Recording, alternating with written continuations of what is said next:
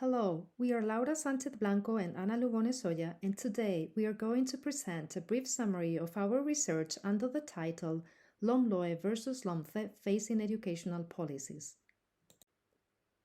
In this communication, we will talk about two Spanish education laws.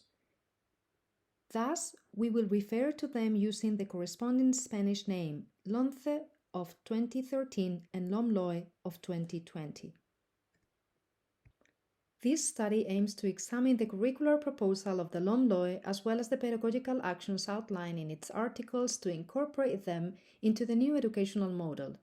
Using a qualitative methodology, the contents are analyzed and the information provided by normative resources is contrasted. The curricular model presented in the previous law, Lomce, has been subject to significant criticism within the framework of the Lomloe. Of particular concern is the categorization of subjects into three different blocks: core subjects, specific subjects, and elective subjects. In this reclassification, didactic objectives are relegated to a secondary role. It introduces accessible learning standards as new references that specify the evaluation criteria. Additionally, it established a competency profile that delineates the interrelationship among various elements of the curriculum. As stated in the preamble of the Lomloe, Lomce represents the abandonment of the traditional share model of curriculum design, resulting in the unintended consequence of the multiplication of different subjects and curricula. This is one of the primary reasons outlined in the Lomloe to justify the eradication of the Lomce. At the same time, Lomloe retrieves the educational model of a previous law known as Loe. For the reasons set forth, the preamble of the Lomloe emphasizes the need to reverse the changes introduced by the Lomce, particularly those that encountered significant opposition. It underscores the importance of adapting the curricular model to the current times, taking into account the new social and educational challenges. Thus, 5 key approaches are emphasized as crucial for adapting the educational system to the present reality: childhood rights, equity, transversality, sustainable development, and digital change.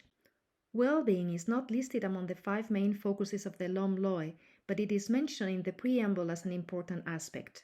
Educational centers and administrations also promote physical activity programs. Furthermore, the Lomce already made reference to promoting healthy habits and encouraging balanced nutrition in its 4th additional provision. Some of the results we can comment are that the Organic Law of 3/2020, dated December 29th, known as Lomloe, aims to address the challenge of 21st century society by adapting the educational system to new demands, achieve the effective fulfillment of children's rights, equity, and inclusion of the Sustainable Development Goals, promotion of values following constitutional principles, and acquisition of citizenship skills. Due to the lack of educational consensus in Spain, changes in government result in regulatory and curricular changes that do not always align with pedagogical criteria. As Esteban Vara and Gil Cantero stated in 2022, the approval of an organic education law is subject to the duration of the governing party in power. In this regard, the main criticism is that education is governed more by ideological factors than pedagogical ones. Educational policy should focus on solving issues related to education and providing social improvements. However, if the proposed measures are not consistently maintained over the time and instead of being reviewed or completed, they are eliminated, the goal of an effective educational policy becomes impossible to achieve. The main conclusions that can be drawn are that there is a relationship between key competencies and social challenges to give meaning to the teaching process. Values related to sustainability, such as education for peace, environmental care, and responsible consumption, are also included in the teaching program. Responsible and engaged citizenship with critical capacity is proposed as a cross-cutting subject. Digital competence will have to adapt to European recommendations for lifelong learning. Those are the main references that we've used.